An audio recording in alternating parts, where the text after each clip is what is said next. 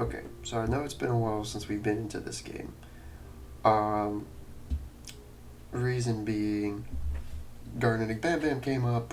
I had that weird thing I really wanted to do with Five Nights at Freddy's.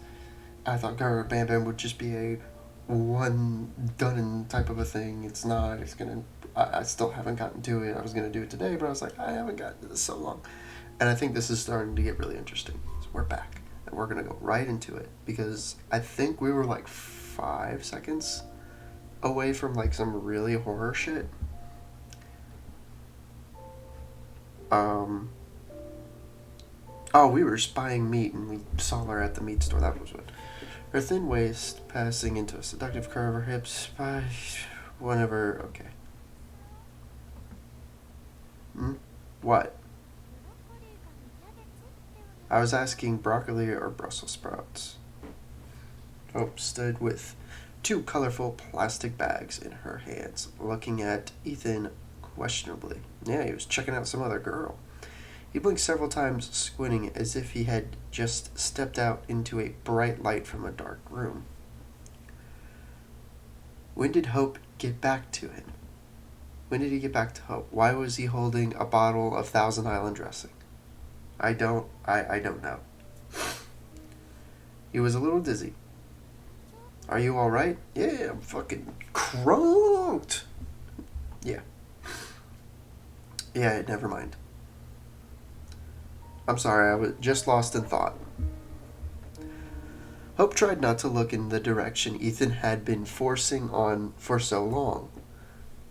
She really tried, but sometimes trying isn't enough no matter how much effort you put into it.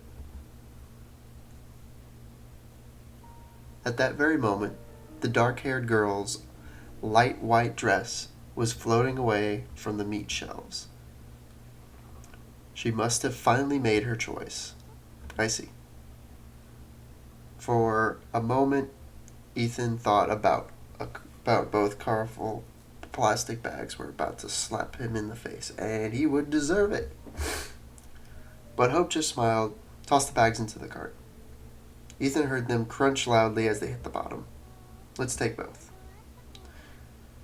Variety is the spice of life. Dude, she's gonna murder you. They haven't bought any zucchini.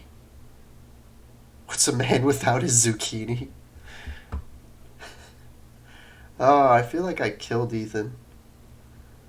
That night, he had another dream about the White Room. The tomato soup couch. The walls were still trembling softly in the cold light. Everything in the room, including the air, was oozing tension, anguishing in anticipation of what was about to happen. And something was really about to happen, no doubt about it.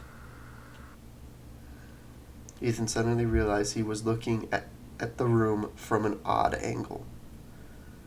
He seemed to be standing on something, but he couldn't feel anything under his feet, no support. He tried to look down, but only saw the shimmering air. He had no legs, and nothing above the missing legs. As if he was not there, or rather he was the shimmering air. He chipped the ceiling and the walls that were trembling. He was the red sofa standing a little away from the center, and a couple of unremarkable white doors on the opposite wall of the room that were not there last time, and that should not have been there. Don't tell me where to put my doors. Nothing can be done about it now. The doors have appeared, and there's nothing that can be done about it now. Oh no. I don't think Ethan has long to live. The light grew dim, now pulsating noticeably. It was still emanating from the room in its entirety. Oh, for God's sakes, I feel like an idiot. Reflecting from the white walls, but most of all from the twin bra. On the wall between the two doors that was not supposed to be there. That was just so we've got a tomato couch, we've got two sets of doors, and now just a brawl. This is a frat house. From some reason, Ethan tried to catch the rhythm of the light with his breath, yet he couldn't.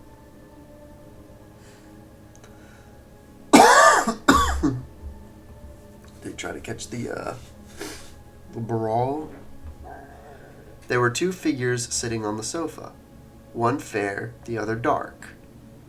The dark one came into the room through one of the doors, but Ethan couldn't guess which one. The fair one was Hope. Hope, what are you doing here? You can't be here. You have to leave right now or something will happen. The pulse of light became faster. The dark one moved towards Hope and tucked a blonde strand between her ear. Is that supposed to be sexy? Everything was happening very slowly, as if underwater. There was something odd about the dark one. Something about her was wrong, but Ethan couldn't guess what. Yeah, she's gonna kill people. She leaned towards Hope's ear, covered her mouth with her hand, and Hope leaned towards her and listened very carefully, as if they had a mutual secret among themselves. Something was about to happen. They both looked at Ethan, even though Ethan wasn't here, or rather he was nowhere, because no white room ever existed. Then one of them smiled. I am not putting this sensor, by the way. That's just there. The dark one's fingers slid down Hope's chin, a soft round line. They were no longer looking at Ethan, only at each other, very closely, and were slowly inhaling the light. What? Why is this here? Hope's chin. What? I didn't pull this up.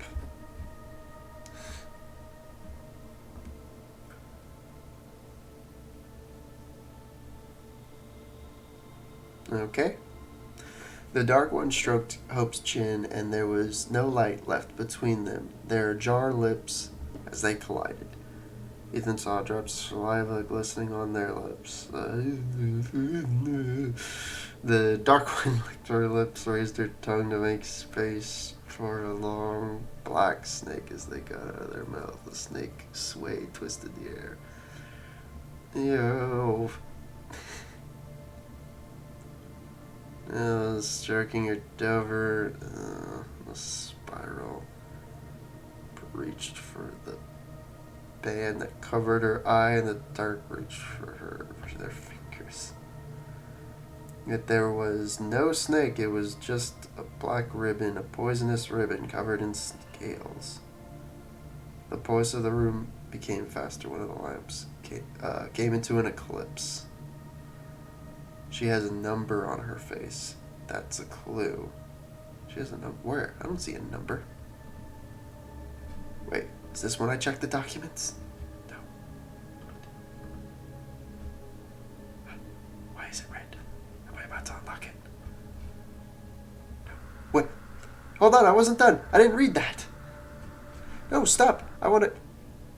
Heart rate became faster. I am screwing everything up. Here we go. Covered in scales, the post room. Okay, so... Oh, fuck, I think I missed something. Heart rate. Faster. And then something happened. Enjoying its sofa? I guess it is. Ethan's breath was bubbling in his throat. The ceiling above him was flaring with immeasurable darkness, and down below his stomach he felt the heat was so intense Ethan had to sneak into the bathroom, as his old man used to say. He had to not just once, but whopping. Okay.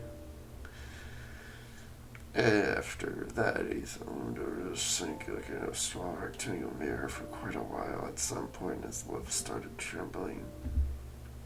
Did not wait to see where this was going. He spat into the sink, let the water in for a while, then turned the lights off. Yeah.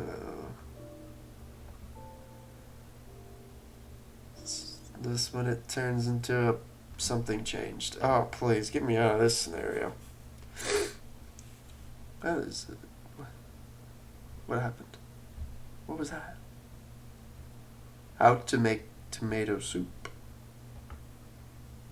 At some point, they had to remove her fingernails. An accident at the factory. She got lost. It's legal, but it's painful still. Devil comes from the little cracks they don't tell you at school.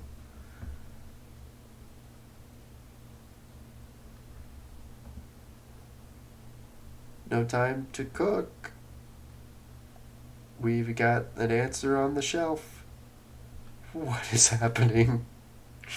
Tomato soup made with fresh tomatoes and I wish you'd never been born. Tomato soup. Cooking show commercial break.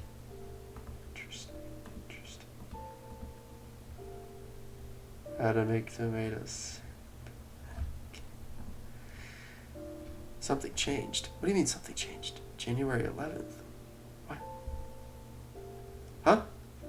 Faster, woke up. I think some did not want to turn the lights off. Wait, it just said January 11th. Huh? Where'd January 11th go? Where'd it go? What is happening? The new school is okay. I wish I could make friends with someone, though. Mom is working late again. It's fine. I lifted a very heavy box when we moved in. Mom couldn't pick it up for herself. I'm a big boy now, and big boys aren't afraid of anything. I'm very afraid. I'll just turn on the lights and watch TV and Timo and my friends. Only the cool stuff with animals or robots or aliens, but not the creepy kind. Only the friendly kind. Just the friendly kind. Is it raining? What the hell is going on? He didn't want to wake up to see a hidden grudge in Hope's eyes, to listen to the awkward silence and to seize every opportunity to say a word to break it. But morning did come and Ethan was in for a surprise. Everything was fine. Very much so. Hope got up early to make a superior breakfast, the kind Ethan was never able to cook, even when he really wanted to. She was talking to him. She was joking. She at least listed 10 places they would go when their schedules became more relaxed. The nightmare seemed to be over. Simply washed away down the drain the rest of all the excess he used to have in his body. The image was so real that Ethan got completely relaxed, let his guard down. Dazed by the cute nonsense waffles with cream and delicious Turkish coffee, Hope asked a question. Do you think a darker hair color would suit me? The coffee suddenly turned solid and stuck in his throat.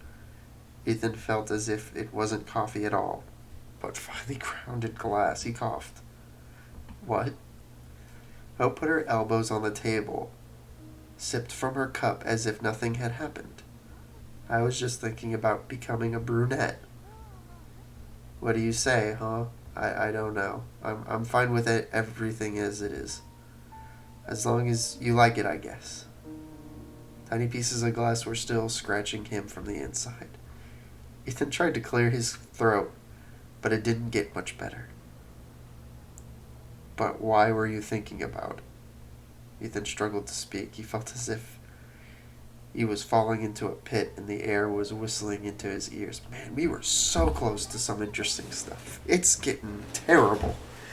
Well, one has to change from time to time.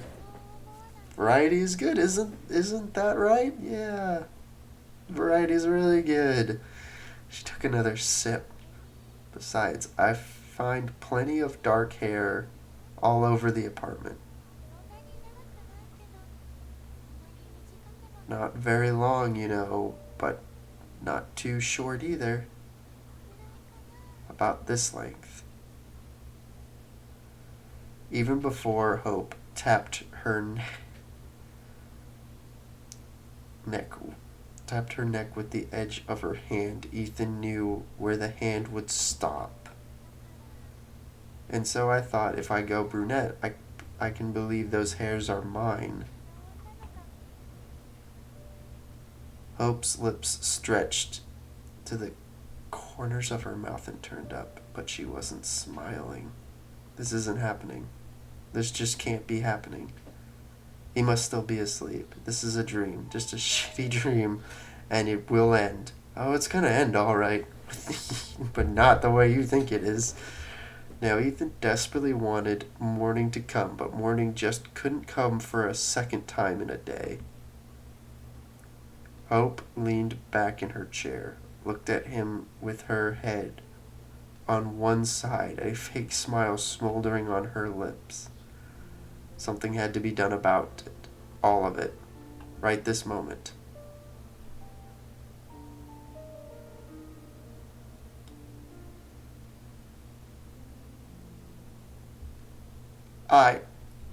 I don't.